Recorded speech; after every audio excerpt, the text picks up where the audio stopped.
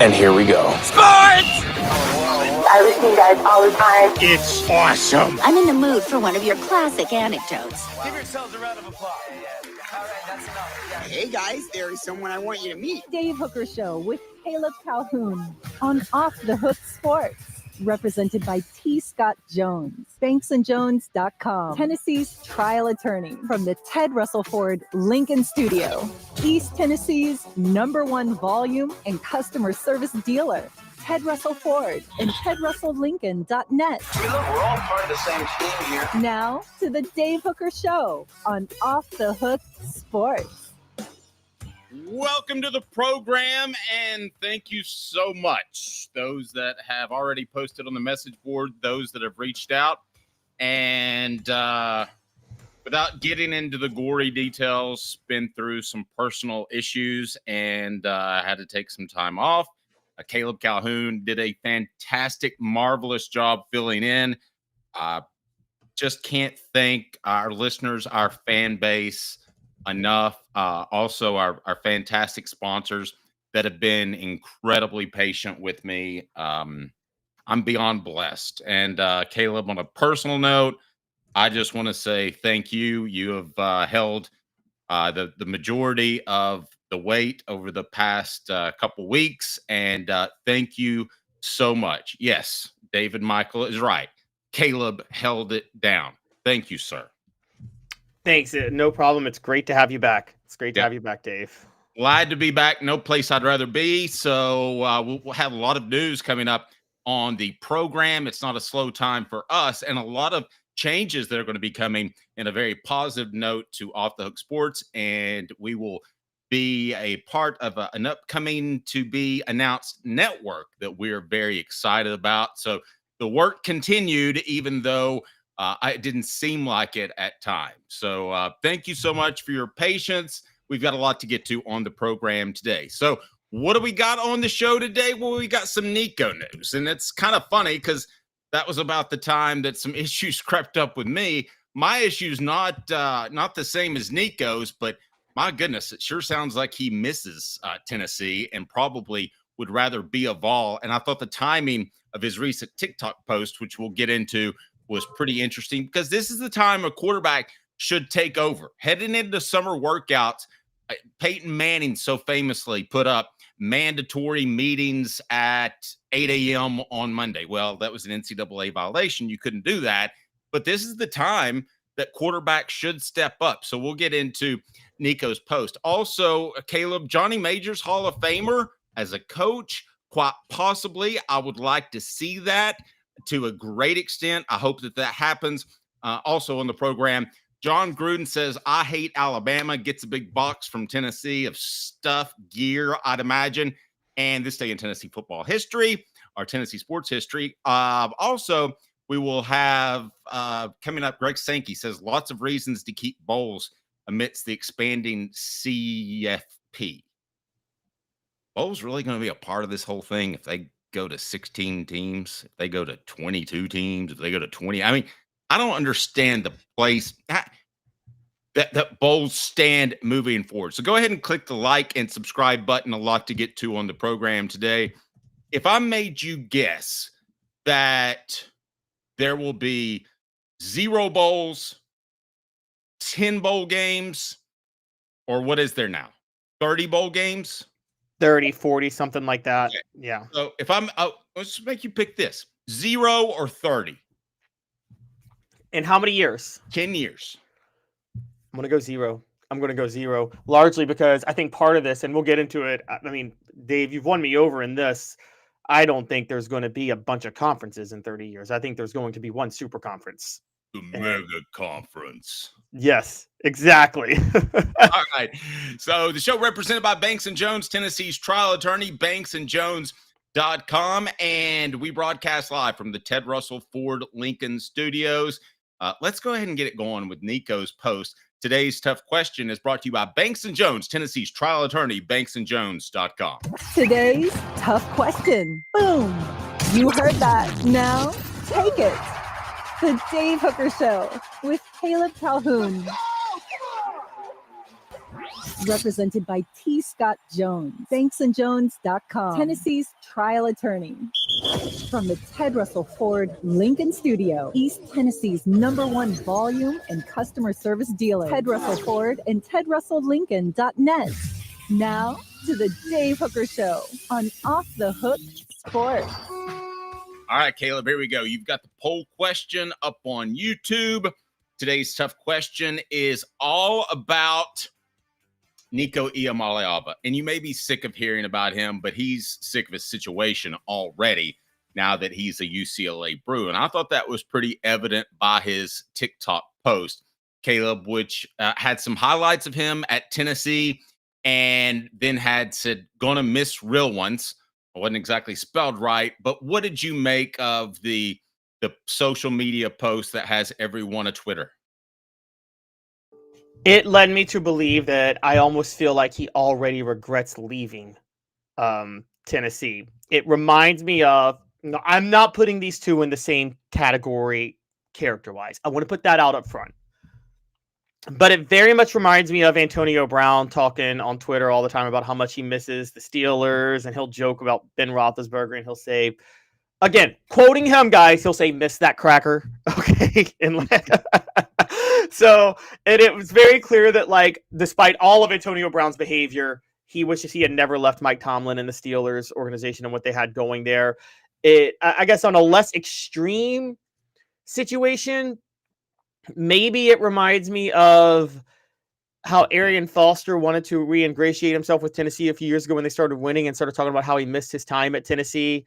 It just feels like there is a deep level of regret with Nico. I'll put it this way. He's not all in at UCLA.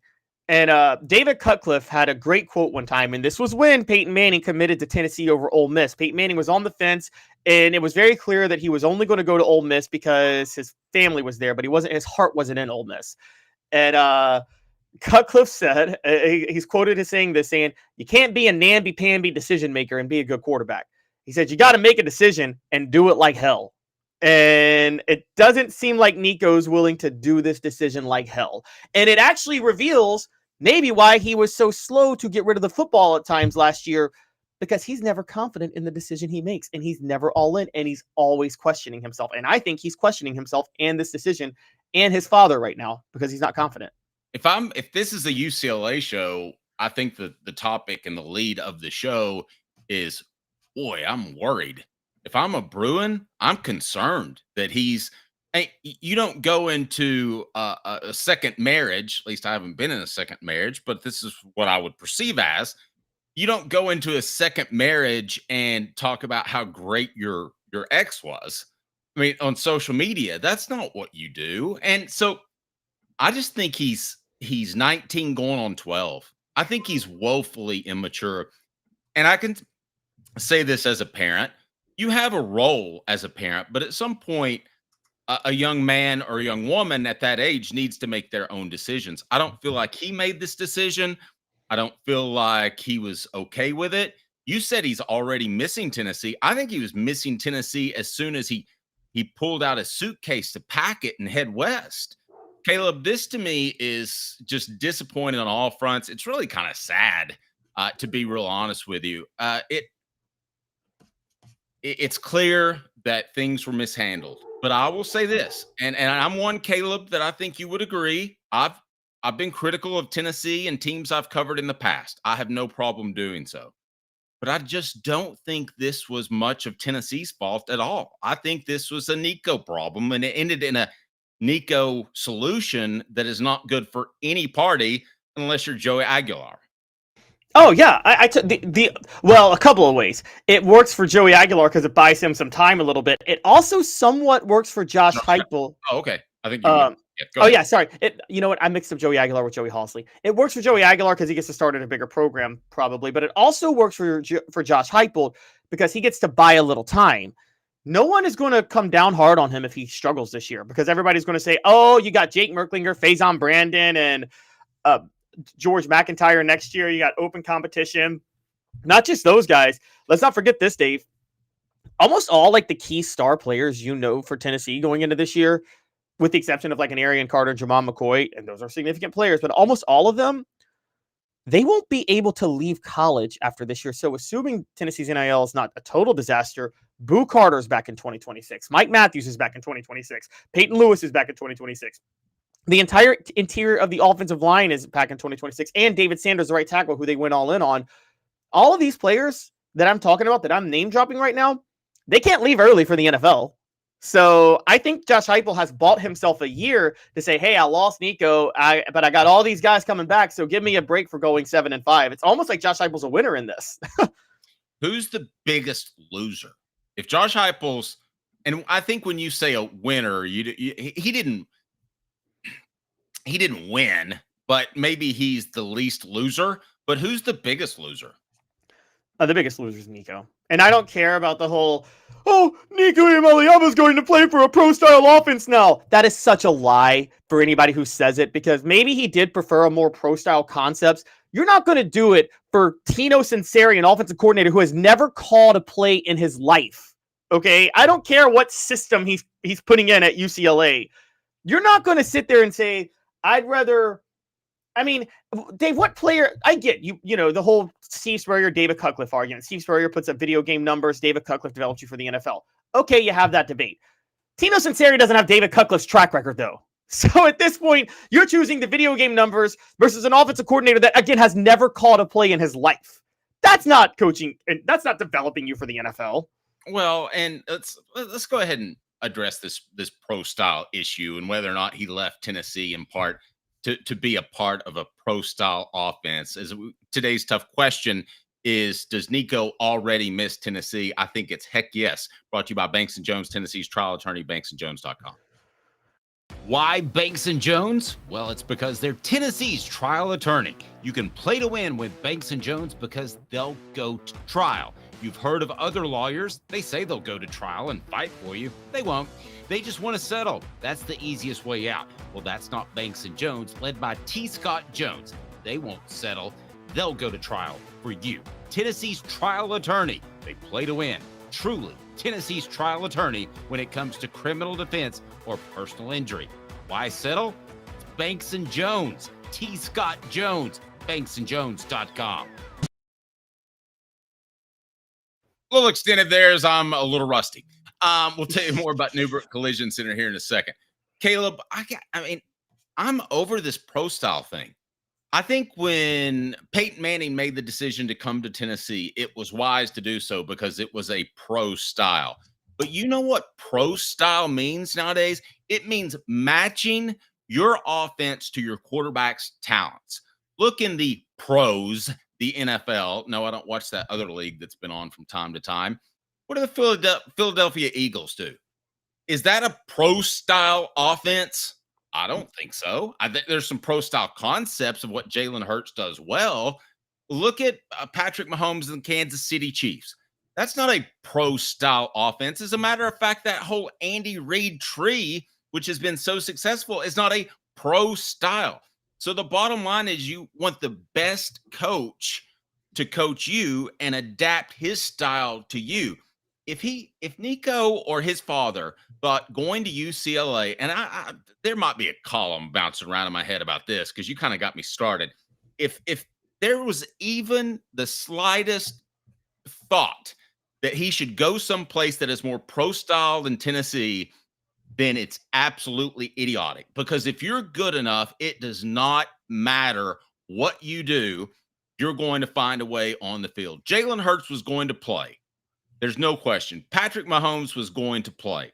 It didn't matter if they picked up 70% of the yards on the ground or 70% through the air. They were going to play. Nico was going to play. He was going to be a factor. I actually thought he was on the verge of maybe becoming one of the bigger names in college football. But that's not the case. I'm sick of this pro-style thing. To me, that's something I said a lot when I was your age, Caleb. The game has changed. Coaches have changed. It's a stupid concept, and you're absolutely right.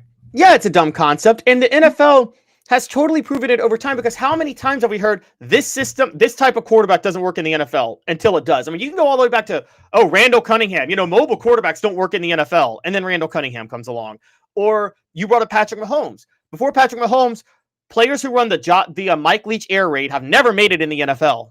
Well, and then Patrick Mahomes made it in the NFL and became maybe the best quarterback of all time. Quarterback, Lamar Jackson, those type of quarterbacks never make it in the NFL.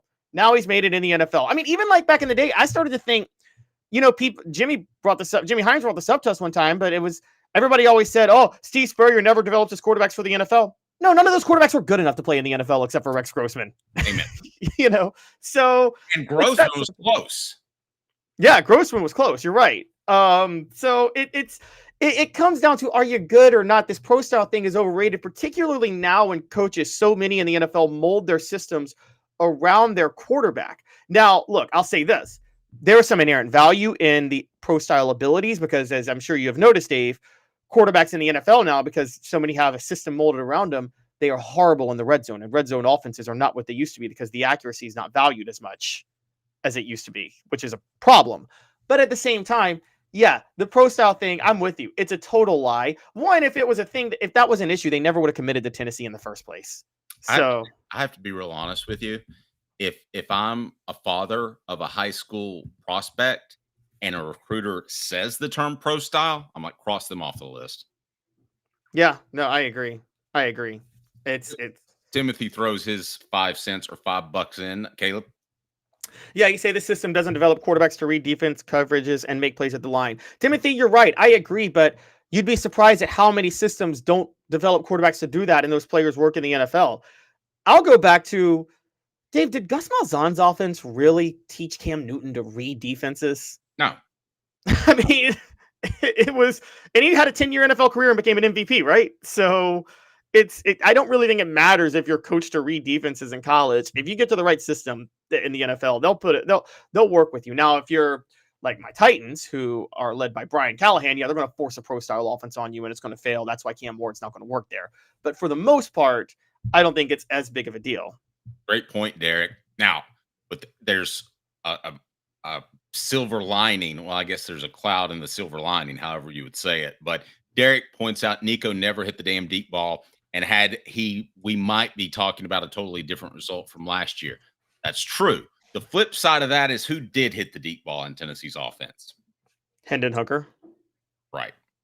So did Hendon Hooker, was he the star of 2022 more than Josh Heupel? That may be a discussion for another day. I think it bears arguing at some point. Yeah, but there's another layer where we have to be really fair on that. All right, we have to bring up this point. Given what we know, given the fact that Brew McCoy just medically retired from football and wasn't drafted, we also have to say that Hendon Hooker is the only quarterback in Tennessee system to have a true receiver that could dictate coverage, be healthy a full year. And because Cedric Tillman and then Brew McCoy were both on that team. I won't argue with that. So was it the receivers or was it the quarterback? We can have that discussion for another day. Portions of the program brought to you by HoundDogs of Knoxville. Champions look good in orange. HDKnoxville.com. HDKnoxville.com. As we get to what the H. Man, talk about rehashing names. People are getting frustrated that we're rehashing Nico's name. Well, there's another name that got hashed a lot, and it's getting hashed again. John Gruden. What the H? What the H? Wow, I never worked hard on anything. What a cool life. For real? The Dave Hooker Show with Caleb Calhoun. Represented by T. Scott Jones. BanksandJones.com. Tennessee's trial attorney. From the Ted Russell Ford Lincoln Studio, East Tennessee's #1 volume and customer service dealer. Ted Russell Ford and TedRussellLincoln.net. Now to the Dave Hooker Show on Off the Hook Sports. What the H brought to you by Rick Terry Jewelry Design. What the H is this? John Gruden, first of all, I guess late last week, posted a video of himself getting a big box from the University of Tennessee's football department that I assume was gear. That's all I could watch of it because I covered Gruden so much. I was pretty sick of him back then. I knew he was never going to be Tennessee's head coach, so I didn't watch much of the video. But essentially, he gets a big box of stuff. Okay, so good for you. You got a big box of stuff from Tennessee. But what else did he do, Caleb?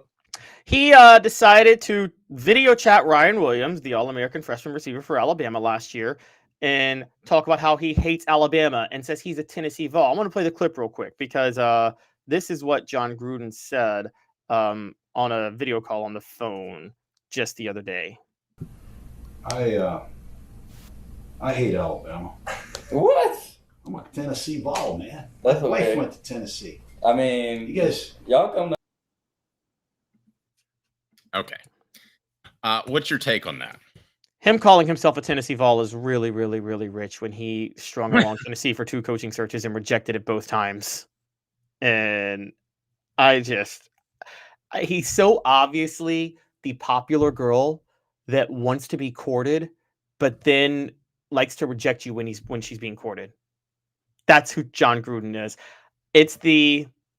There is a old Nickelodeon cartoon where not old actually, it's just a cartoon called Fairly Odd Parents, where the kid Timmy Turner had a crush on this popular girl. She always ignored him. One day she's like, I'm ignoring you, and Timmy doesn't say anything, and then she's like, stop ignoring me, ignoring you.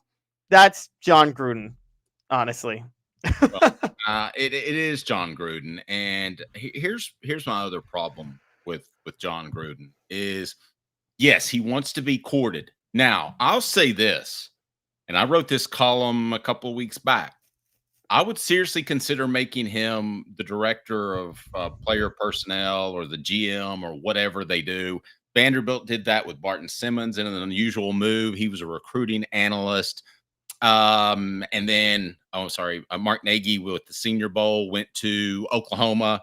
So you've seen these, I'll call them, and Mark would be upset with me saying this. Barton probably would too, but I'm going to say pseudo football guys. In other words, guys that aren't sleeping on the couch in the office, that aren't doing those sorts of things, that haven't had to do that, haven't had to recruit. You're seeing guys do that with pseudo football guys. Well, Gruden's a real football guy. He just happens to be a guy that's reputation is ruined in the NFL, so he can never go back there. And I'm not sure he ever would have been a great college coach anyway. It takes an awful lot of recruiting. You got to be tireless. I don't really think he would have been a good head coach. I think Tennessee dodged that bullet.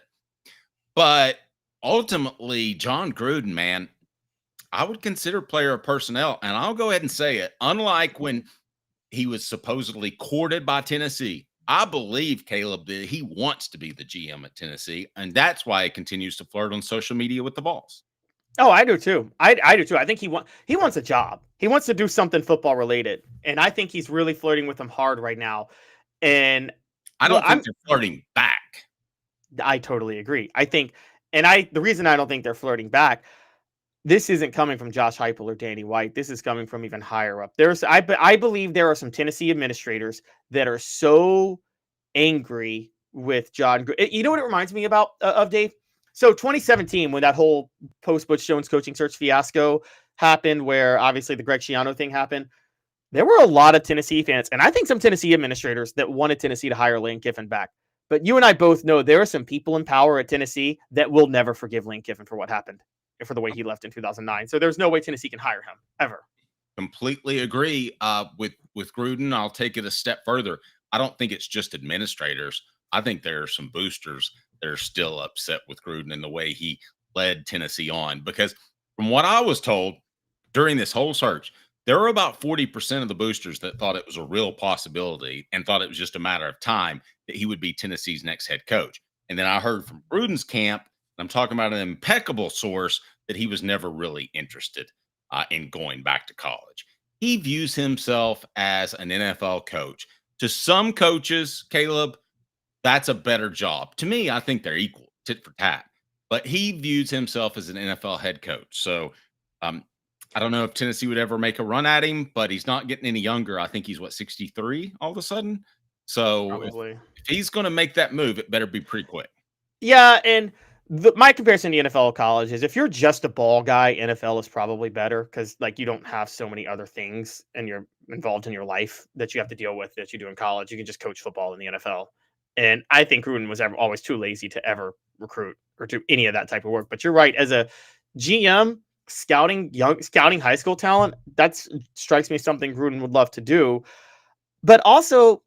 But not go to the games on Friday nights. Right, exactly. Like Eric Dooley didn't like doing that. That's why he didn't go to one during his entire tenure at Tennessee. Oh, my gosh. And what was that? Oh, no, I knew that. I knew that. But to be fair, I mean, Jeremy Pruitt didn't go to a lot of games in Tennessee because Jeremy Pruitt felt Tennessee talent was even more overrated than the stars than his star rating indicated. So he exclusively just avoided recruiting the state of Tennessee in a lot of ways. At least he had a reason. I still don't know. I don't know Derek Dooley's reasoning for not going 90 minutes down the road to Chattanooga to see Von Bell. Well, how was he going to have time to clean up to paint the doors at his office if he did that? Yes. Well, it was. I don't think it was painting the doors. What I was told is it was.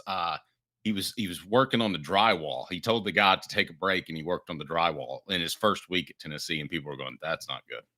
Yeah. Why are you worried about the drywall? Why do you care? That's like when he taught the shower discipline, right? We're going to teach the players how to shower. Yes. The show is presented by Banks & Jones, Tennessee's trial attorney, banksandjones.com, as we broadcast live from the Ted Russell Ford Lincoln studio. What the H, brought to you by our fantastic friends at Rick Terry Jewelry Design. By the way, we have a special prize that we're going to announce a little bit later this week from Rick Terry Jewelry Design. They are absolutely phenomenal. They bring you what the H? Having been in the jewelry industry for a long time in the Knoxville community, I saw a need for a jeweler, a real jeweler. Our ability to do these designs has really been based on the customers bringing new things in and challenging us as a store. Our goal is not to tell anybody what they want. Our goal is to listen to what they want and then help them get there. Schedule your consultation today to get your special someone the perfect. Okay, who do you think Tennessee's fan base would welcome back quicker or welcome back more openly? Is it John Gruden, who was a GA at Tennessee, who dated a girl and married her at Tennessee and has a Sevierville home in Tennessee and blah, blah, blah, or Lane Kiffin? Let's make that a poll question. Who would you welcome back sooner, Lane Kiffin or John Gruden? Because I'm going to go ahead and tell you, take the emotions out of it, you would get a much better football guy in Lane Kiffin than you would John Gruden, who inherited his Super Bowl, who was a big bag of hot air.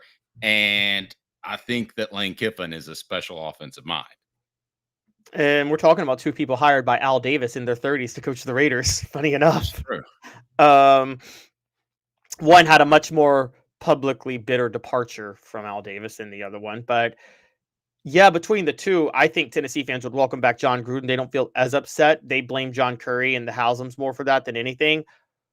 But I'm with you. I think you take Lane Kiffin back. I'm sorry. I would 100% take. I would have hired him back in 2017, honestly. And I know that was crazy, but Lane, whatever else you want to say about Lane, that dude knows ball. Okay. And he is maximizing what's possible at Ole Miss right now. He's not the best motivator of talent or leader of people, but one of the things that's revealing to me, Dave, about John Gruden and how overrated of a coach I realize he is, you're right, he inherited that team. And then the year he won the Super Bowl, there are some suspicions that Bill Callahan kind of gave John Gruden that playbook because he sabotaged the Raiders because he thought John Gruden was done wrong. Oh, my goodness. There's some rumors on that. My goodness. But more importantly, and Adam already brings it up because, well, Adam brings it up about Kiffin. But Adam, you're forgetting one thing. Who was Monty Kiffin tied to before his son? He was tied to John Gruden. And I don't know if you guys remember this, but 2008, Tampa Bay, first in the division. They were going to the playoffs. John Gruden's rolling. It is not announced, but it's publicly known. Dave knows it before anybody else that Monty Kiffin is going to leave Tampa Bay at the end of the year, right?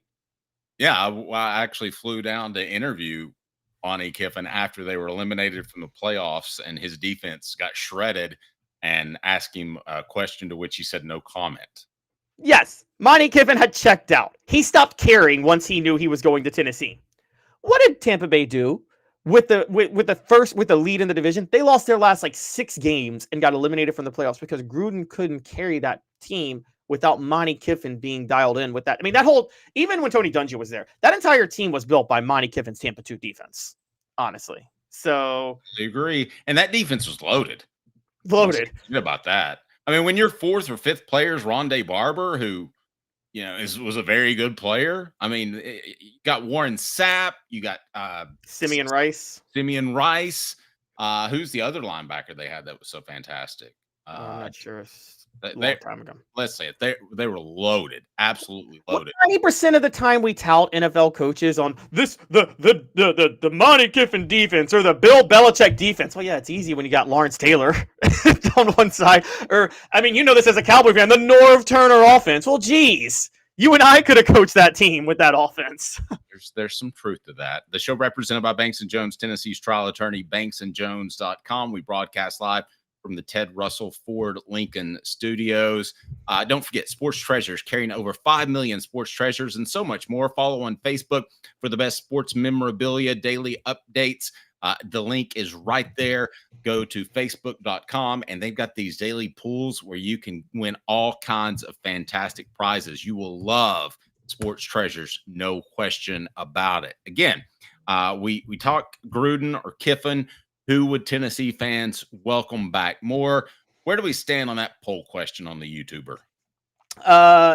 72% are saying John Gruden. It's emotional, guys. I'm sorry, but that's an emotional response, isn't it? You'd rather have Lane Kiffin. Well, let me play the other side, though. If we're just talking about a GM, director of personnel type guy, then I think you could make that argument. Because aren't you essentially then, aren't we comparing Josh Heupel to Lane Kiffin? And there's still the Philly goods with Josh Heupel. There's not the Philly goods with Lane Kiffin. So I could see somebody saying welcome him back as a GM more so than welcoming Kiffin back as a coach. But as a football man, I want the smartest football men in the building. That's what I want. Caleb, I'm not really worried about what a guy does in the off time, as long as he's bringing football knowledge into the building. Oh yeah, I agree with you on that. I think that the football knowledge is the thing that's most important. Now, again, for a head coach at college, you got to have a little more CEO skills to a certain degree. But I mean, honestly, this day and age, with the way things are going, you can hire more people to do that. I mean, Josh Heupel, let's be honest, Josh Heupel at his roots is just a ball guy. He wants to focus on how he develops his offense each year, and that's all he wants to do. Travis is one of my favorite posters, but I gotta differ with you on this. Kiffin is sleazy, maybe, but first of all, most football coaches are sleazy at that level. But are you telling me John Gruden isn't sleazy? You don't think he strung Tennessee along? Yeah, John Gruden is 100% sleazy. You know who else was sleazy? Urban Meyer. You think Florida cares? They got 2 national titles out of him in 3 years. There you go. The show represented by Banks & Jones, Tennessee's trial attorney, banksandjones.com, as we broadcast live from the Ted Russell Ford Lincoln Studios with Caleb Calhoun. I'm Dave Hooker. Coming up next, we just got plenty to talk about. Nothing short of things to talk about, even in June. That's the exciting part about football. It's become a year-round sport. This day in Tennessee football history is next as we broadcast live again from the Ted Russell Ford Lincoln Studios. It's a new year, a new day, and Ted Russell Lincoln has an exciting new offer to share. Right now, get a 2024 Lincoln Navigator with 0% APR for 72 months and up to $4,000 in bonus cash. Or drive away in a new 2024 Lincoln Corsair Grand Touring with 0% APR for 60 months and up to $4,500 in bonus cash. It's time to get excited about the ride. Come and see what a luxury car experience truly is at Ted Russell Lincoln Knoxville. Now in its 45th year, the second and third generations continue Joe Neubert's commitment. His vision of what this business needed to be, we still try to live up to that. Joe Neubert Collision Center. Having been in the jewelry industry for a long time in the Knoxville community, I saw a need for a jeweler, a real jeweler. Our ability to do these designs has really been based on the customers bringing new things in and challenging us as a store. Our goal is not to tell anybody what they want. Our goal is to listen to what they want and then help them get there. Schedule your consultation today to get your special someone the perfect custom gift just in time for the holidays. Hi, Mike Davis here with City Heating and Air, reminding you to always dare to compare. Our team provides quality local heating and air service, installation, and maintenance across East Tennessee. We use only the best equipment like American Standard heating and air conditioning for your residential, new construction, or commercial needs. Honesty, dependability, and customer satisfaction have been the cornerstones of our business since 1961. City Heat and Air. Dare to compare. Double D Piping provides full-service fire protection on any scale. From residential homes to government facilities, we can assist any customer through design, fabrication, installation, inspection, and demonstration of fire suppression systems. With 30 years of service across 5 states and a full staff with over 40 years experience, our quality can't be beaten. Don't get caught watching what you could have prevented. Call Double D Piping. Ginger Power, the Dave Hooker Show with Caleb Calhoun. Represented by T. Scott Jones, banksandjones.com, Tennessee's trial attorney. From the Ted Russell Ford Lincoln Studio, East Tennessee's #1 volume and customer service dealer, Ted Russell Ford and TedRussellLincoln.net. Now to the Dave Hooker Show on Off the Hook Sports. I saw a bear said, I need a shower after this podcast. Something about Gruden, Kiffin, and Big Nick Iamaleava does that. By the way, I want to thank the Iamaleava family for me working so hard to learn how to pronounce his name, only to need it for roughly 2.5 years, including And that is so true. I can remember calling or texting Ryan Callahan of 247 Sports, who I love his work. And I was like, how would you phonetically put that? And he sent it. I said, no, do it again. And finally, I made him actually, you know how you can record a message into your phone and send it? I made him do that because I did not know how to pronounce the young man's name. Iamaleava. Randy says John Gruden would have been a home run in recruiting. You feel really confident about that, Caleb? Sort of confident or not confident at all? Not confident at all. I think John Gruden would have been too lazy. I mean, recruiting is most of recruiting, guys, is, and tell me if I'm right about this, Dave, the ability to recruit. It's 2 things. It's the infrastructure of your program, which a coach has no control over in a lot of ways, and it's how hard you work at it. I think it's that. I think also you have to have a sense of wanting to give back to some extent. I'm not saying coaches don't do it for money, but I think the great recruiters that I've covered have all had a sense that they wanted to be there for the young men. I think John Gruden views himself as better than everybody that he's in the room with. And I don't know that he would have been humble enough. I think there would have been a lot of conversations that went like this. Okay, don't want to come? Fine. And he wouldn't have. You have to kiss up a little bit now. Yeah, but okay, people say that, but then I see Nick Saban's personality and refuse to believe he ever kissed up to an athlete ever when he sat in their room. And he was still getting #1 recruiting classes every year. Yeah, but if we want to, well, that's a rare exception, though. When you're talking about arguably the greatest coach of all time. Yeah, and I mean, again, part of what elevated his profile is he went to LSU like at the exact same time Mark Emmert was there and built up the program to where a coach could fall asleep on his couch and wake up and have a #1 recruiting class the next day because that's how the talent was down in Louisiana during that time. Pretty good point. Pretty good point. It is Hot or Cold, brought to you by City Heating and Air Conditioning, cityheatandair.com. To set us up, Johnny Majors might make the Hall of Fame, the College Hall of Fame as a coach. He's already in as a player as well. He should be. Why might he be in double duty in the College Football Hall of Fame, Caleb? Well, so recently, and this was specifically to put Mike Leach in. Let's put that out there. The College Football Hall of Fame changed its standards from one of the standards you have to make a College Football Hall of Fame as a head coach is you have to have a winning percentage. You had to have a winning percentage at 60% or above. By the way, and I'm going to get to this, but Mike Leach couldn't get in because he was at 59.5%. So they reduced, he was at 59.7%. Excuse me. They've reduced the standard now to 59.5%. Well, not only does that open the door for Mike Leach, but it also opens the door for Kirk Ferentz and the great legendary genius Les Miles and a couple of other people too. That sounded sarcastic, Caleb. Oh, not sarcastic at all. Jackie Sherrill's another one it opened the door for. Now, technically, it doesn't open the door for Johnny Majors, whose win percentage is down at 57.2. However, people are a little upset. People who, even though people wanted to see Mike Leach in the Hall of Fame, people are a little upset that they made this one concession. And some people have come to the idea that a minimum win percentage is stupid for the Hall of Fame because it should depend on where you're coaching and what you had to build up when you got there. And if you take over a program that was down in the dumps, you're going to have your win percentage hurt a little bit because the first 4 years you're going to try to rebuild it, right? And true. And here's the other side of that. A Hall of Famer should be just this. If I throw a name at you and you say, yep, that's a Hall of Famer. If you have to think about it for longer than a few seconds, you're not a Hall of Famer.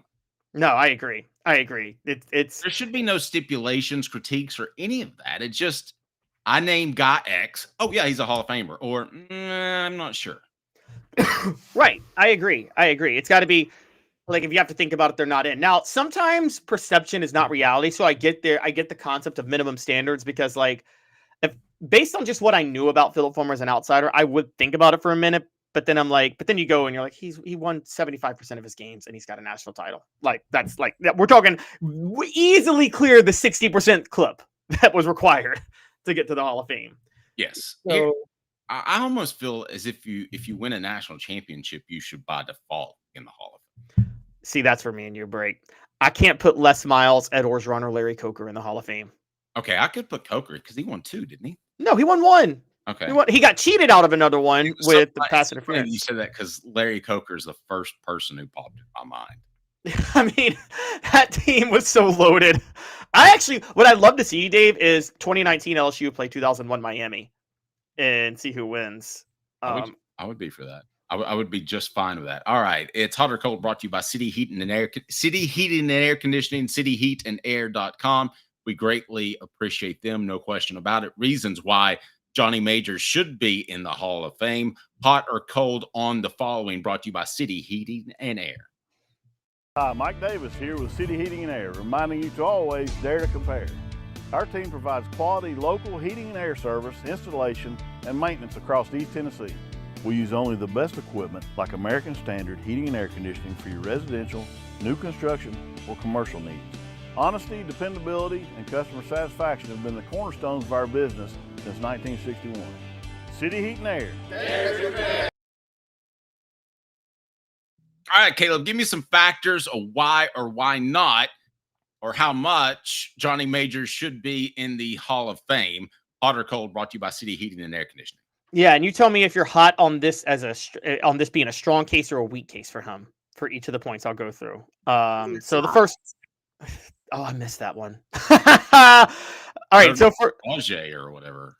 So first one, very simply, he won a national championship.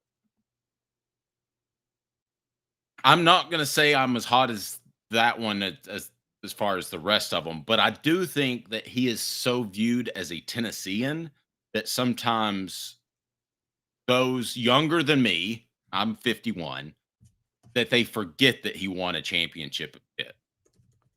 Yes, and here's why I'm actually going to say I'm hot on that argument. Now, I told you just a minute ago I'm not hot on every argument of a national champion getting into the Hall of Fame, but I guess I should have qualified it. He won a national championship at Pitt. Now, Dave, I want to point this out. Johnny Majors, the two years before Johnny Majors got there, they were 3-8 in 1971 and 1-10 in 1972. To go win a national title 4 years later, when you take over from a 1-10 team in 1973, I think that type of success. Someone brought it up on the message board. It's like what Howard Schnellenberger did in Miami. It's like when you build a program from that much down in the dumps, that national title means more. It's not like how Les Miles won a national title with just Nick Saban leaving him like the greatest team ever. Yeah, I think it's even more impressive than Schnellenberger, to be honest with you, because Miami's talent is so dense. It is bizarre. I think I've told you the story when I covered a camp there. And at an average camp I would go to, even in the Atlanta area, there might be 40 or 50 SEC level players. There were 300 at a camp. Insane. I mean, it was absolutely bizarre. Next, Iowa State. He took Iowa State to its first ever bowl game. That doesn't do a lot for me. But I guess, it's impressive. Don't get me wrong. But that doesn't do as much for me as even the national championship. So I'll say I'm cold on that, brought to you by City Heating and Air Conditioning. Yeah, I'm cold on that too. It does elevate his profile as a program builder. I will say that, but I think the problem with it is this was in 70 and 71. And as you know, Dave, that was the time period where they started to expand the number of bowls from like 4 to 30. So a lot of schools were going to their first bowl game during that time because it just became a lot easier to go to a bowl game. Hot or Cold brought to you by City Heating and Air Conditioning. Johnny Majors maybe in the Hall of Fame, the College Hall of Fame, thanks to the reduction of standards as he is in as a player, but not a coach. He ushered in the golden era of Tennessee football. This doesn't do a lot for me either. And I'm a huge Johnny Majors fan. He's the only coach I ever called coach. I absolutely I was the biggest Johnny Majors fan in the world. And but this one doesn't do as much as for me either, because I felt like with what Tennessee had, and this is even going before my time, but with what Tennessee had as an institution, that they were probably going to eventually, and those that are older than me can help out, they were probably eventually going to be at least a top half of the SEC, right? Yeah, for those who don't know, let's tell the full story on this. The reason the defining moment that made Tennessee elite the way it was in the late 80s and the 90s of the modern era of college football, it was twofold. Georgia decided to hire a bunch of goofballs after Vince Dooley that made it easy to recruit Georgia. And most importantly, Doug Dickey was athletic director. And whatever you think about Doug Dickey in a lot of ways, he was so ahead of the curve for making Tennessee become a national brand that a lot of schools weren't doing during that time. Now, I'll give you this. And Steve says this: Johnny Majors brought respect to UT. He did.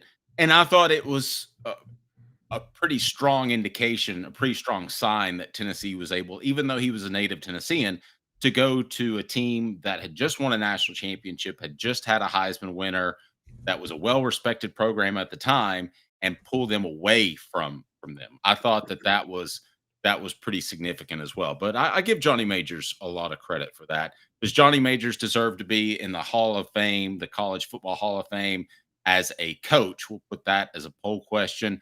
Next up, he won 3 SEC titles in a decade. Now, I got to be honest with you, Caleb. His actual lack of success for an extended period. Again, biggest Johnny Majors fan in the world, okay? His lack of success and inconsistency for the vast majority of his career actually works against him a little bit, in my mind. Particularly at Tennessee. I agree with you. I think people forget Tennessee, Johnny Majors. I think many Johnny Majors fans oversell how bad a shape the program was in when he took over in 77. I'm not saying it was in good shape. But Dave, I don't care how bad a shape a program is. It shouldn't take you 8 years to rebuild it. Honestly, it should. And it took him a really long time, and he had a lot of goodwill bought because of what he did as a player. I feel like we're talking ourselves out of him making it.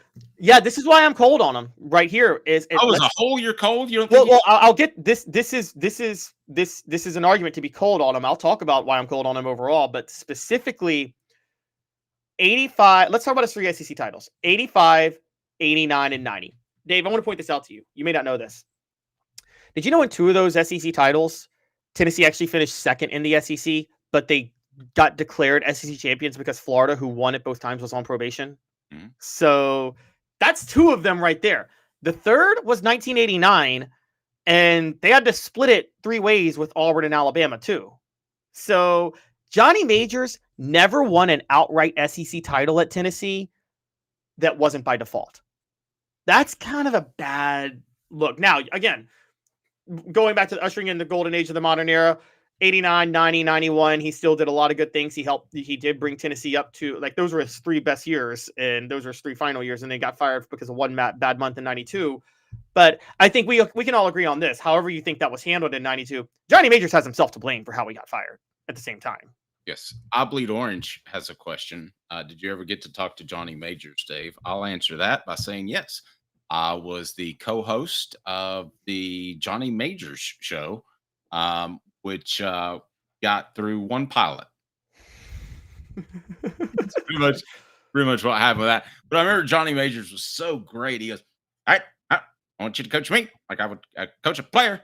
And if I go too long, he goes, just hit me, like, give him a nudge in the leg below the camera. And I did. And I tell you what, no kidding, because TV is totally weird, and it's an odd thing to do. I'd say the most natural is print.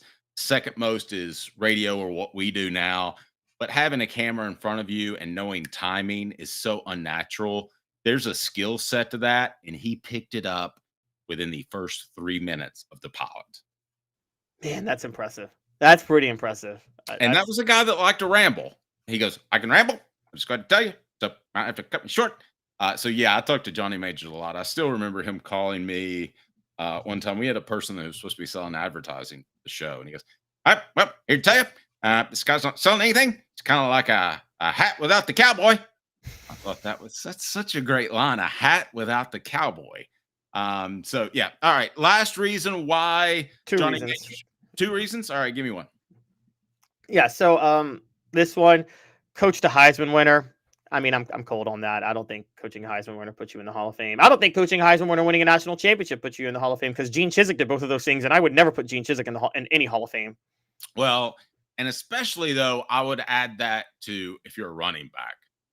I mean, Tony Dorsett, that's how his name was originally pronounced, was going to be great. Yes. I mean, it didn't really matter. Now, I'll give Chizik a little bit more credit, or Gus Malzahn, whoever the coaching was at the time, whoever was primarily responsible. They did take a pretty raw player in Cam Newton and turn him into a great player in 1 year. Yeah, and Chizik opened up the checkbook for it. That was a really good investment. I mean, it was a great investment, wasn't it? And yeah. So I agree. I even more agree with the running back. You're right. Because running backs, I mean, Eddie George won the Heisman. John Cooper's not a Hall of Famer. And so, all right. So last reason, and this is kind of a debatable one, but Dave, I think Johnny Majors' coaching tree is a really good case for him. That's hot. Give us some names, because you're absolutely right. Yes. Philip Fulmer, as we spoke about. John Gruden, by the way, who we spoke about. Walt Harris, who had a long-standing successful career after Johnny Majors.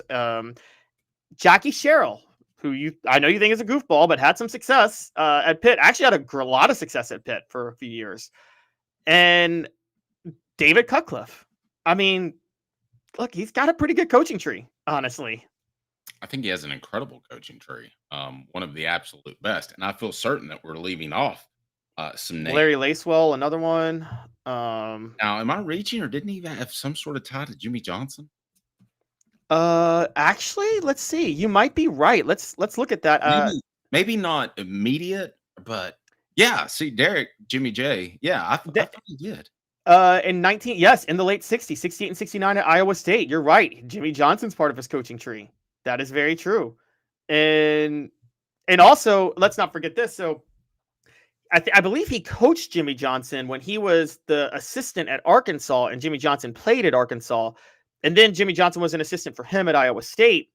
And Jimmy Johnson became an assistant for Jackie Sherrill after Johnny Majors left Pitt. Jimmy Johnson went to Pitt to be an assistant under Jackie Sherrill, who replaced him. So you're right. I mean, so we're talking Jimmy Johnson, Philip Fulmer, John Gruden. I just named you 2 Super Bowl winning coaches and 2 national championship winning coaches, since Jimmy Johnson did both. Walt Harris, an elite developer of offenses, and who also coached Larry Fitzgerald. Jackie Sherrill, Pitt claims 2 national titles in the 80s. They shouldn't claim either one, but they do. So again, was Jerry Jones a part of Johnny Majors' coaching tree? Technically, he's a player, right? As a player, I believe Jerry Jones, yes, may have been as a player, but like that's it's called reaching. It is.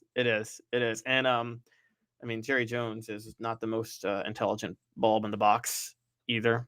I mean, I've said this for a while, but I love when people equate wealth with intelligence. When I'm like, if you're an oil guy, all you did was you're a risk taker. You moved out west and you got lucky because you struck oil. A bunch of other people tried it and didn't do it. It's like buying a lottery ticket and saying saying you're smart because you won the lottery. Stay in Tennessee sports history, brought to you by Neubert Collision Center. For nearly 50 years, Neubert Collision Center has been East Tennessee's best choice for quality repair work and fantastic customer service. JoeNeubertCollision.com. JoeNeubertCollision.com. This day in Tennessee sports history. It's cool, baby. It's cool. Now you know, and knowing is half the battle. The Dave Hooker Show with Caleb Calhoun. Off the Hook Sports. Well, you miss this show, trust me. You miss out on some education from Caleb Calhoun. By the way, if you would like to give Quincy Calhoun, who just turned a year old, unbelievable, as Quincy Calhoun is now a year old, turned that. Well, to be clear, we celebrated his birthday on Saturday. He actually officially turns a year on Wednesday. So, Okay. but we couldn't do it during the week. So, well, I was going to say that people can give Christmas presents to Quincy Calhoun via the super chat, but you don't have to if you don't want to. Okay. No, if you would like to, go right ahead. Again, so this day in Tennessee sports history, does it coincide with Quincy Calhoun's high school? With his high school birthday? Excuse me. It's over a weekend. I want to give a shout out to an 11-year anniversary of just a very wonderful, making a lot of sense type of event that the great and lovely Butch Jones decided to hold one time. And that is he and his wife Barb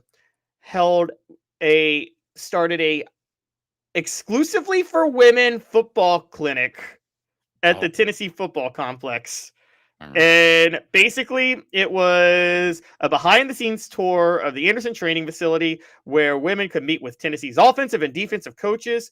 They could do some drills on the practice fields and have a meet and greet with the coaches' wives. And the admission fee was $125. And then there was a reception after the clinic that included a $50 fee. I want to know if anybody's wife went to that. Please DM us because we want to know if anybody's wife or a step further. Does anybody know of any wives that went to Lane Kiffin's unique coaching?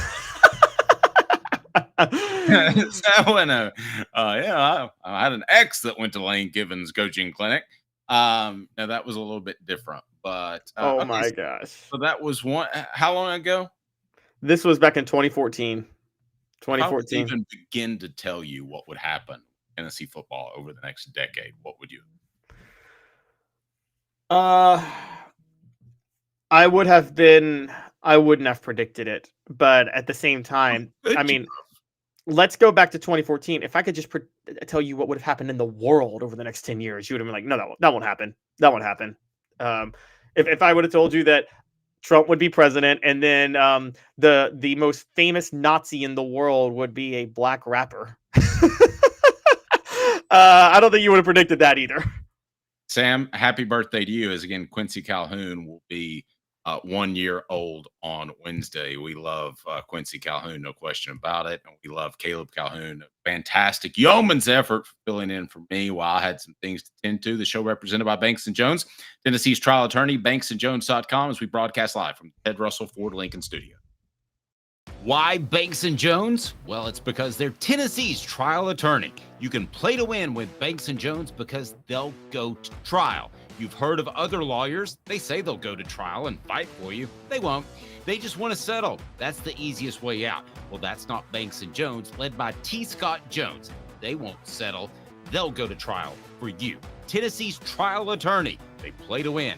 Truly, Tennessee's trial attorney when it comes to criminal defense or personal injury. Why settle? It's Banks & Jones. T. Scott Jones. banksandjones.com. Now in its 45th year, the second and third generations continue Joe Neubert's commitment. His vision of what this business needed to be, we're still trying to live up to that. Joe Neubert Collision Center. Community banking is about location and much more. It's about family. We reside in your community. We are a part of your community. At Commercial Bank, our commitment extends beyond the walls of our branches. It's displayed each day in the opportunities we provide, the money we give back, and the time we commit, all to help improve the lives of the people, families, and businesses that make our communities great. Commercial Bank, life made better. Hi, Mike Davis here with City Heating and Air, reminding you to always dare to compare. Our team provides quality local heating and air service, installation, and maintenance across East Tennessee. We use only the best equipment like American Standard heating and air conditioning for your residential, new construction, or commercial needs. Honesty, dependability, and customer satisfaction have been the cornerstones of our business since 1961. City Heat and Air. Dare to compare. Are you ready to get strong? At NFC, we offer top-notch weight training and functional fitness, so you can build strength and improve your performance. Join today at nfc1.com or stop by any one of our Like the name, but serious or something. The Dave Hooker Show with Caleb Calhoun, represented by T. Scott Jones, banksandjones.com, Tennessee's trial attorney. From the Ted Russell Ford Lincoln Studio, East Tennessee's #1 volume and customer service dealer, Ted Russell Ford and TedRussellLincoln.net. Now to the Dave Hooker Show on Off the Hook Sports. So for the record, do you think Johnny Majors should be in the Hall of Fame? As I laid it out as a coach, I came in saying no, but I started to lean towards yes because of it's not so much as just record of success, but it's what he built. He did a lot of building. And I think sometimes you got to give coaches credit for the building, even if they don't enjoy the fruits of their success. And I think that's why I get Johnny Majors. I would put him in the Hall of Fame. The only place where he enjoyed the fruits of his own labor was Pittsburgh. And that's where I'm not saying the rebuild. There's no excuse for the rebuild to take as long as it did at Tennessee, but it did happen. And so when he did all the, I guess you could say he did all the watering, gardening and everything like that. And then someone else bought the house and then the garden looked amazing. And that's how it looks like. The show represented by Banks & Jones, Tennessee's trial attorney, banksandjones.com, as we broadcast live from the Ted Russell Ford Lincoln Studios. Ted Russell Ford and Lincoln, East Tennessee's largest volume dealer. They've got it, probably a wide selection of what you need as well. And the buying experience, I bought my Jeep there, is absolutely unbelievable. Again, we broadcast live from the Ted Russell Ford Lincoln Studios.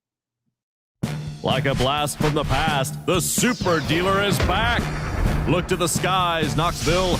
The Super Dealer is fighting for price, service, and the American-made. Ted Russell Ford is East Tennessee's #1 volume Ford dealer. Save up to $4,350 on a new Ford F-150 XLT, or get into a new Ford Ranger XLT with no payments for 90 days. Come see the Super Dealer today at either Ted Russell Ford. Stat of the day. They never lie. Or do they? Stat of the day. The Dave Hooker Show with Caleb Calhoun. Off the Hook Sports.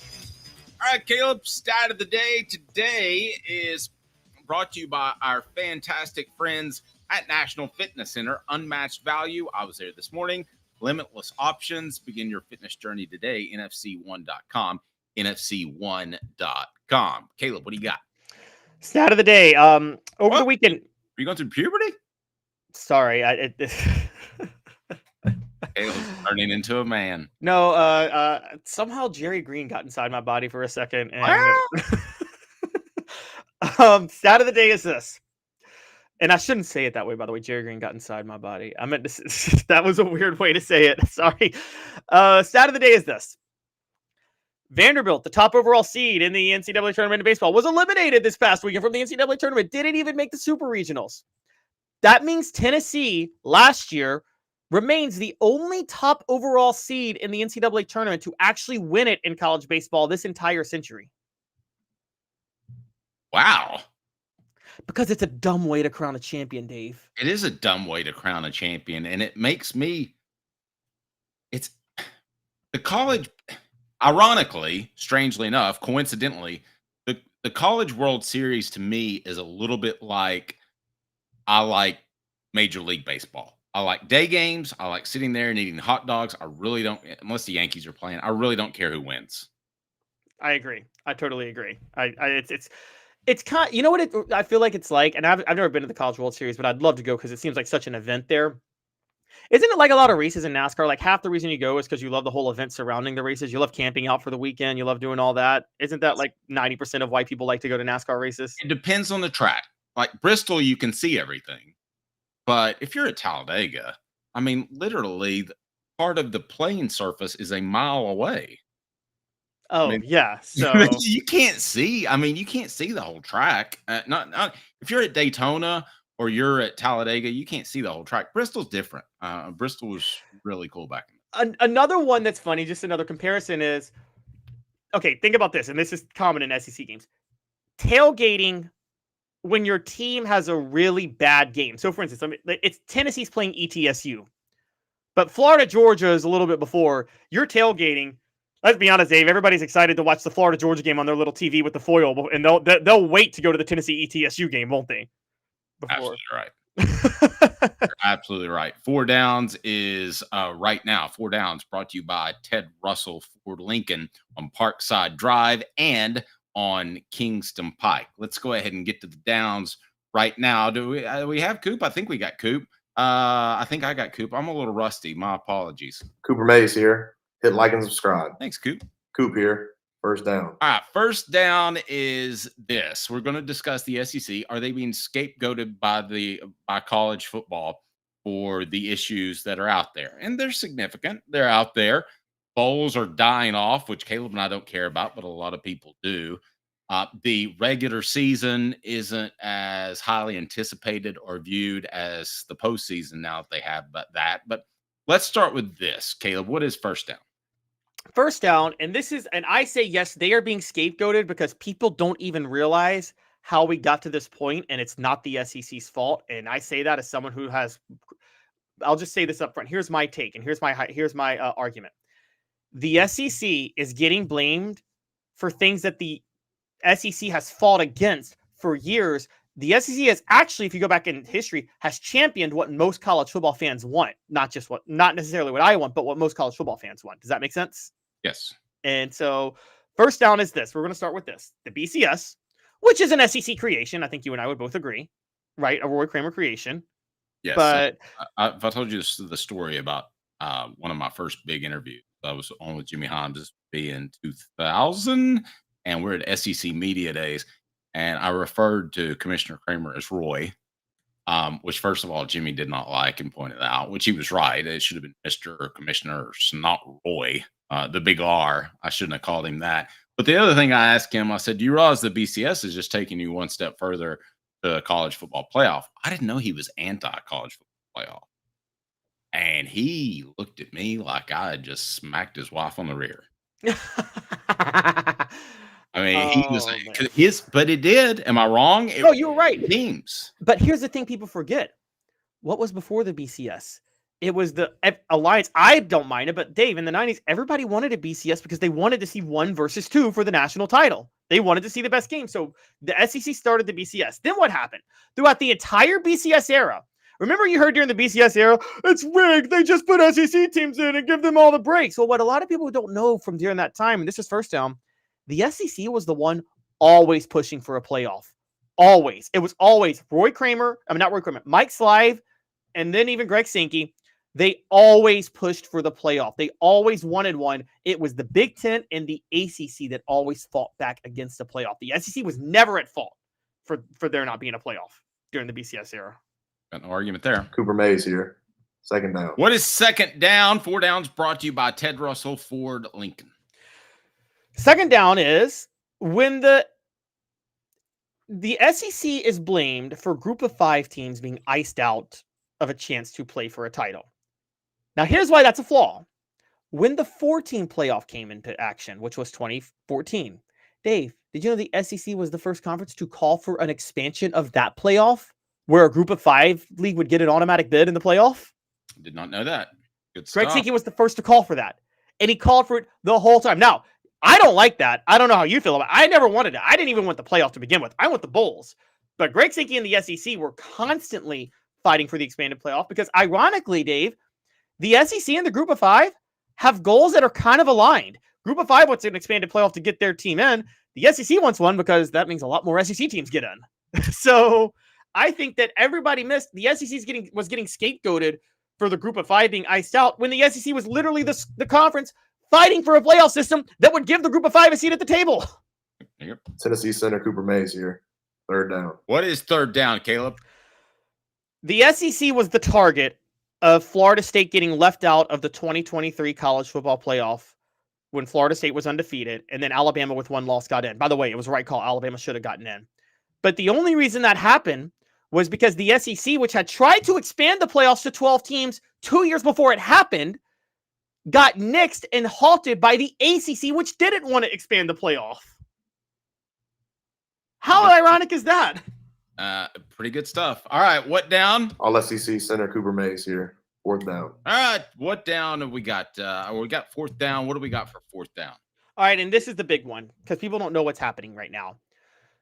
For those who don't know, the debate about the college football playoff model is a 5+11. Like right now, Dave, just to give you a rundown, they're looking at 16 teams now for a playoff. And there's 2 formats that are in their mind. A 5+11 where you take the 5 conference champions and then just the top 11 and then seed them straight seeding. Or you do automatic qualifiers where the SEC gets 4 slots, the Big Ten gets 4 slots, the ACC gets 2, the Big 12 gets 2, like the group of 5 gets 1, and then 3 at large. Everybody is angry at the SEC for that because they're like, why should the SEC have guaranteed slots? What we found out, the SEC wants the 5+11 model. It's the Big Ten that wants the automatic qualifier model. But somehow the SEC is getting all the blame because all the spring meetings were in Destin last week.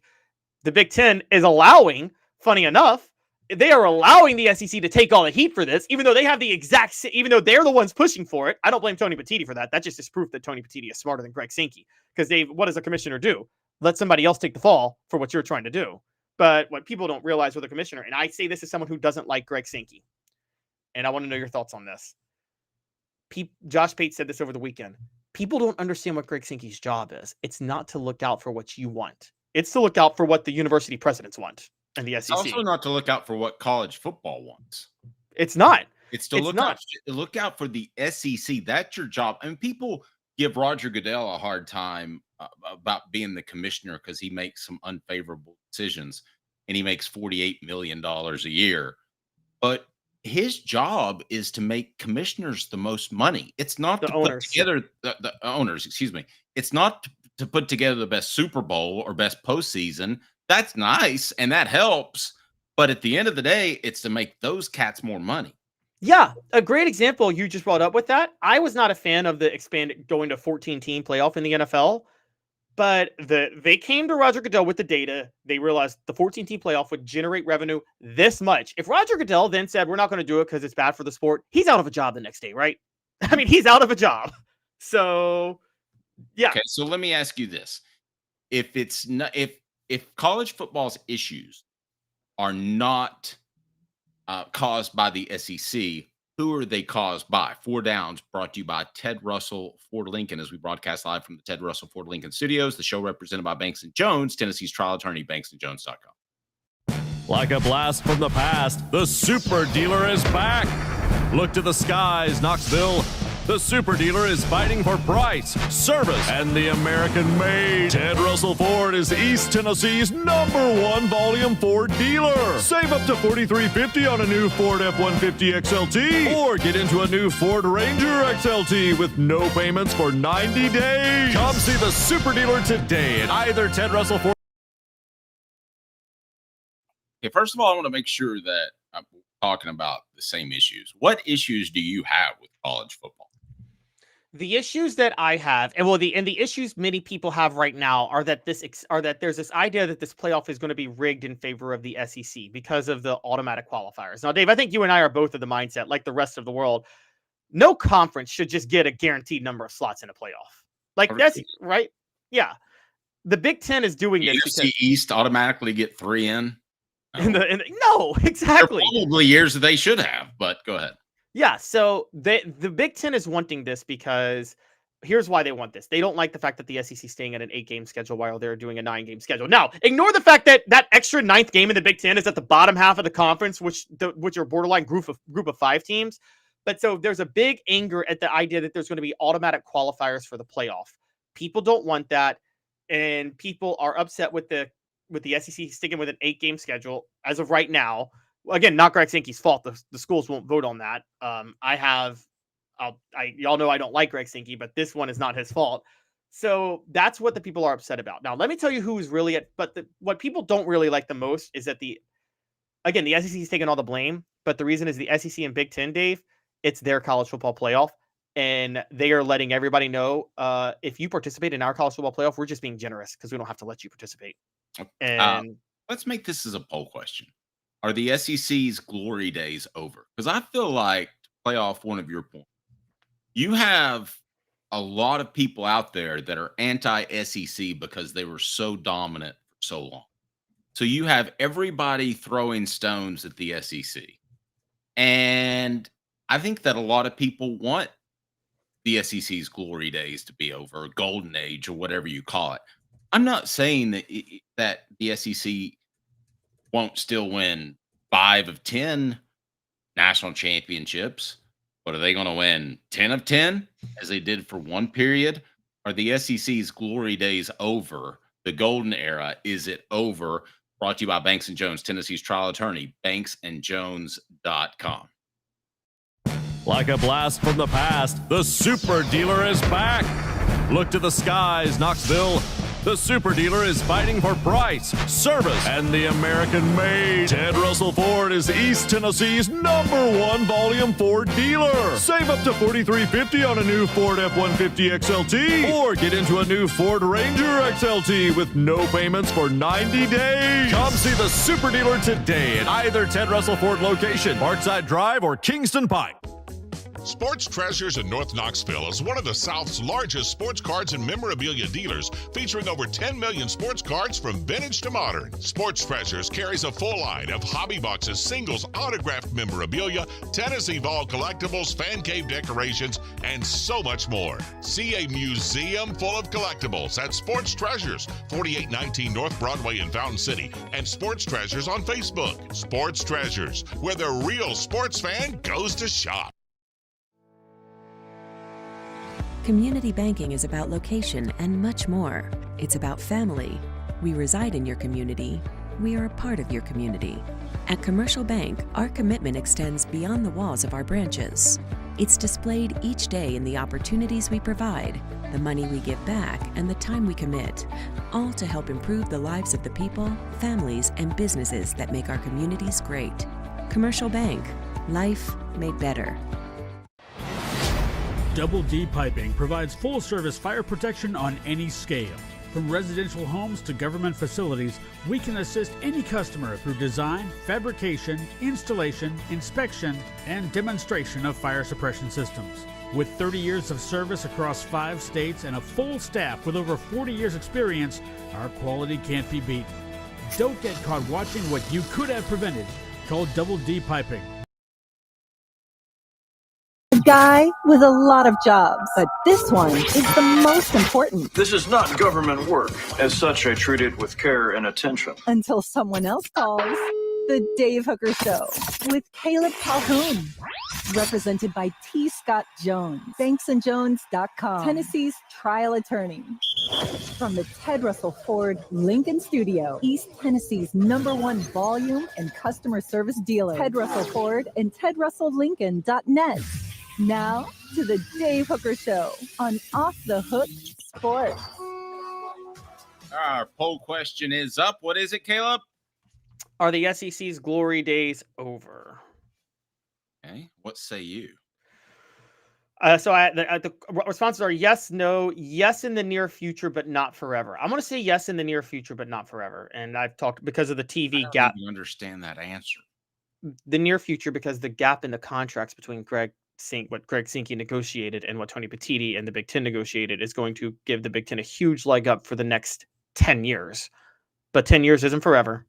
And at some point, the SEC will negotiate a sweetheart deal with ABC and ESPN or whoever they want.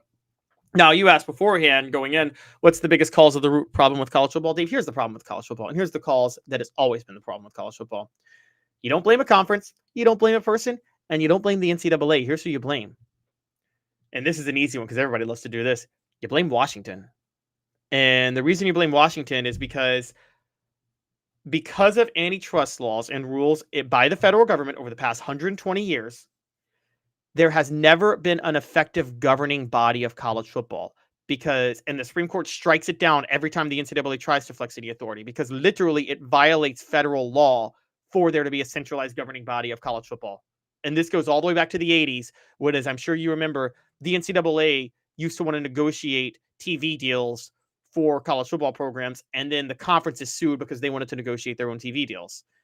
And at the end of the day, this is how when you have a system that allows everybody to look out for themselves and no centralized governing body to regulate it, this is what you get. It's can you blame the SEC or Tennessee or anybody for everybody in college football is looking out for themselves, and there's no governing body to stop it.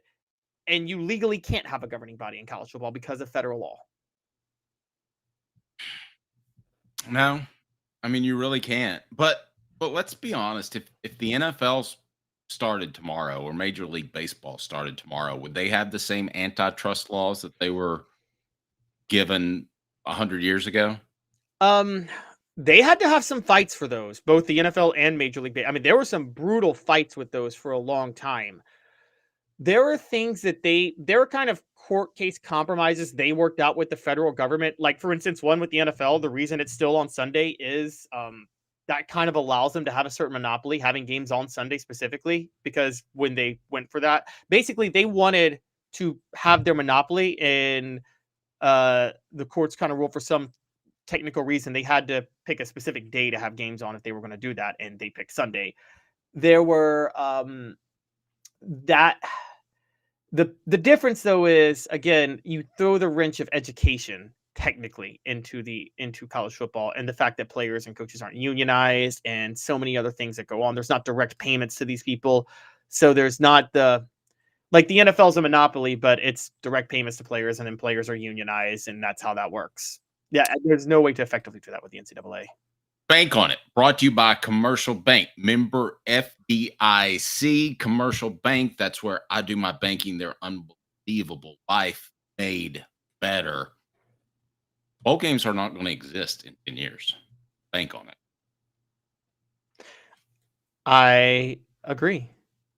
Did you play the ad? Sorry. Go ahead. Okay. Sorry. I apologize for that. This comes out from Greg Sankey saying there's a lot of reasons to keep bowls amid the expanding college football playoff. And this is twofold from Greg Sankey. One, it's keep all the 40 whatever bowl games, but also they still really badly, Dave, want to incorporate the bowls into the college football playoff. Those New Year's Six bowls. They want to use those, like, the Peach Bowl will be the semifinal and the Rose Bowl will be the quarterfinal. And I love how they do that, because I laugh. I'm like, guys, it's a quarterfinal game. It's not the Rose Bowl anymore as you know it, okay? It's a quarterfinal game in the college football playoff. So I'm with you. People are going to realize this, and bowl games aren't going to exist in 20 years. They don't exercise anywhere near the power they once did with this. Talk about the issues in college football. My number one issue with college football were the bowls themselves.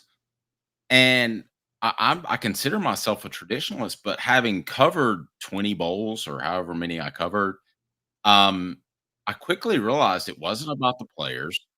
It wasn't really about the coaches, although I guess they got to do ball a month longer and they got to make a little bit more in bonuses. It wasn't really as much about the fans. Fans enjoyed it. I don't think they're going to as much now that they're inconsequential compared to how they used to be. It was about purely the bowl committees making more money. You talk about the big winners. How many billions of dollars were generated by bowls or the bowl committees? I mean, the schools oftentimes lost money. Did you know Tennessee lost $40,000 or $50,000 playing in the national championship game? I did not. Really? They lost money on that? They took like a whole armada of planes out to Tempe. They lost money, or at best broke even, or maybe made a little bit of change in every bowl game they were in, including the national championship game. Now you talk about the overall big picture, the fact that more money comes in, it's better for everybody. Yes, it's very profitable. But as far as the actual give and take, the exchange, most schools lose money going to bowl game. That's insane.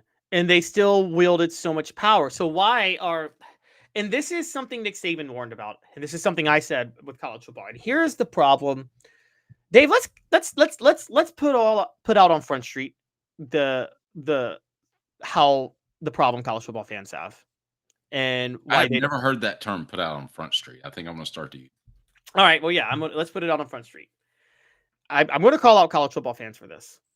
They want to keep the traditions that they love about college football, but also have a playoff. You can't have those two things. I mean, the traditions of college football that everybody loves are embedded in not having a playoff. So, a couple of the issues that we brought up recently would be all taken care of if you didn't have one foot on the boat and one on the dock.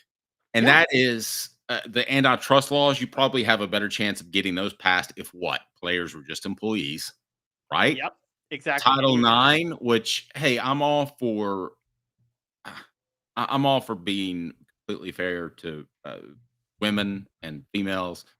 But the fact that you have a crew team at Tennessee is a little goofy, is it not? It is, because they have the football team, they have to create like 2 or 3 women's sports to give out the same number of scholarships to women for athletics that they do for men. So, yeah. I mean, is anybody showing up to hear somebody scream, stroke, stroke, stroke? No. No jokes. But Caleb, a lot of those issues would be taken care of if college football would just make that move. Now, we can ask the poll question. I'm curious, those that are on the message board, does that just make it amateur, or does that make it AAA, AA? Is that what it does to the sport? Would that hurt the sport? Would it hurt the sport if you didn't go to class and tell stories about going to class with Peyton Manning? I don't know that it necessarily does. I think, and I say this with this in mind, there are a lot of Saturday alumni. There are a lot of people that did not go to the University of Tennessee that root for Tennessee because it has the same name as the state. Same for Georgia. Now, I think when you start to look at Vanderbilt or other schools like that you might have to have a tie there in order to be a big fan. I don't think anybody grows up in Nashville and says, "Oh, I'm going to be a huge Vanderbilt fan." I don't think that happens, but I do think people from the state of Tennessee that never step foot on Tennessee's campus nor in a classroom are Tennessee fans because of that very reason. Absolutely. And that's throughout, particularly the South in college football. What college football is missing, though, and here's the big mistake, and the reason I say hold on to those traditions, Dave, is that if you become more AA, AAA, I'm sorry, but college football is not in the South, is not where it was 50 years ago, because what helped college football grow in the South? There were no professional teams down there. And so what do you have now? You have the Titans in Nashville. You have the Falcons. You have the Panthers. You have three teams in Florida. You have the Saints are finally relevant over the last 25, 30 years. You have so many teams in the South, so many states with professional teams. And now that's not going to affect Tennessee fans, even among millennials or Gen Zers. But Dave, what happens when the next generation is born and the next after that, and all they see of college football is not this tradition of rivalries between Tennessee and Alabama? What they see is, okay, a AA version, a AAA version of the NFL. Why don't I just go watch the NFL? And that's where you're headed to a certain degree. I don't think so. I think the fact that I think when you're born in I'm just using Tennessee as an example. When you're born in Tennessee, you are a Tennessee fan. When you're born in Nashville, I know. Well, let me ask you. You're a Titans fan. Why? Well, most people in Memphis hate the Titans, but I'm a Titans fan specifically because it's the first professional sports game I ever saw when they were the Oilers and they came to Memphis in 1997 at the Liberty Bowl. And I went and watched Eddie George run for 216 yards. I was a 9-year-old kid, and there had never been a professional sports game. I don't mean but there had never been a major league sports game I had ever been to before that. And so I just picked it up. But everybody else in Memphis hates the Titans because they don't like the fact that they went to Nashville and not Memphis. But I'll admit, I love that because that's the first team I ever saw. The show represented by Banks & Jones, Tennessee's trial attorney, banksandjones.com, broadcasting live from the Ted Russell Ford Lincoln Studios. When we talk about bowl games, they're analogous to me, and they always were, even when I was covering them. And I was hoping that you would read my stuff and you would listen to my show back then as part of bowl coverage, and we would definitely pump it up and we promote it. But I felt like at the time they were about as consequential as preseason NFL games, and maybe less consequential. Jimmy Himes has pointed this out, so I don't want to rip him off. But he's pointed out, and he's absolutely right.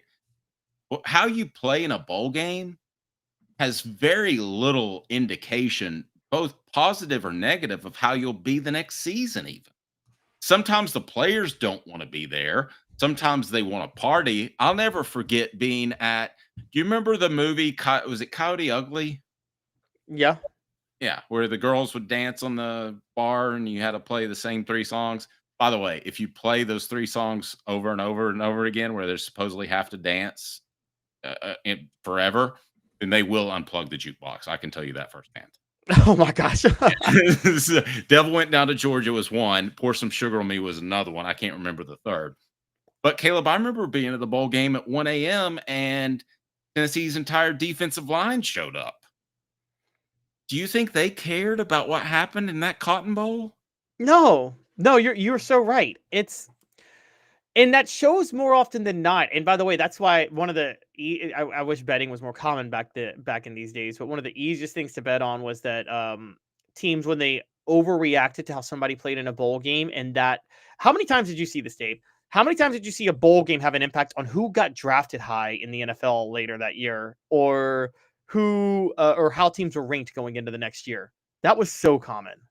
Yeah. And it really, I mean, you look back at the 98 season, what happened the year before in the Orange Bowl? Tennessee got hammered. Well, they came back and they were motivated to be better. And I was told Al Wilson was demanding all players be at workouts the very next day they got back from the bowl game.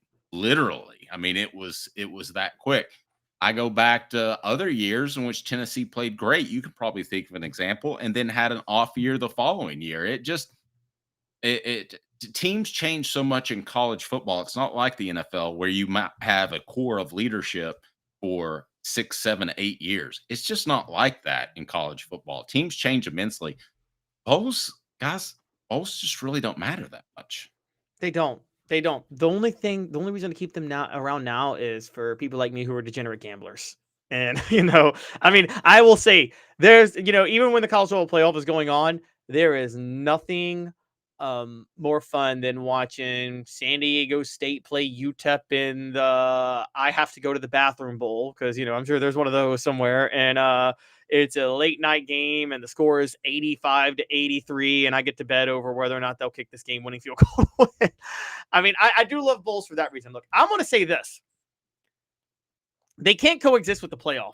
But Dave, I'll tell you this, because of just what I brought up, I prefer the bowl season to the playoff. The 12-team playoff was boring last year. Sorry, it was.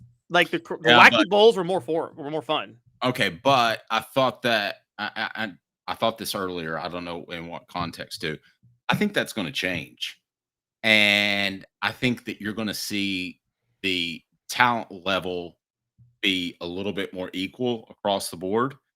I mean, just look at a UCLA coming and getting a Nico from Tennessee. I mean, I know there was a lot involved with that, but I believe as the money continues to increase across the board, you're going to see you might actually see a Cinderella in the playoff. And I never thought I would say that before. I'm not saying it's going to happen, but Caleb, I could at least make the argument now with NIL leveling the playing field. Here's how you'll see a Cinderella. Boise State might win 2 games. You're never going to see a Cinderella win the national title. Boise State is never winning the national title. They will never be able to do it for 4 straight games. But when have you seen a Cinderella win the national championship in basketball? That to me is the definition of a Cinderella. To win a couple of games or get to the Final Four, that would be the same as Boise State winning 2 football games. Okay, that's fair. But see, here we go.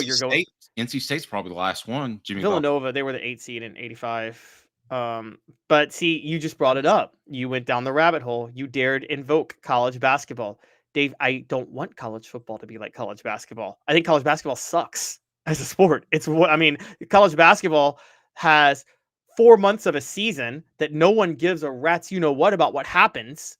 And then look at how we cover Tennessee basketball. Every game we cover, we're not, oh, that's amazing, they won. We're like, they could beat the number 1 team in the country. And we're like, what did they do in this game that'll help them for the NCAA tournament? That's all anybody cares about. And that's why college basketball is a trash sport.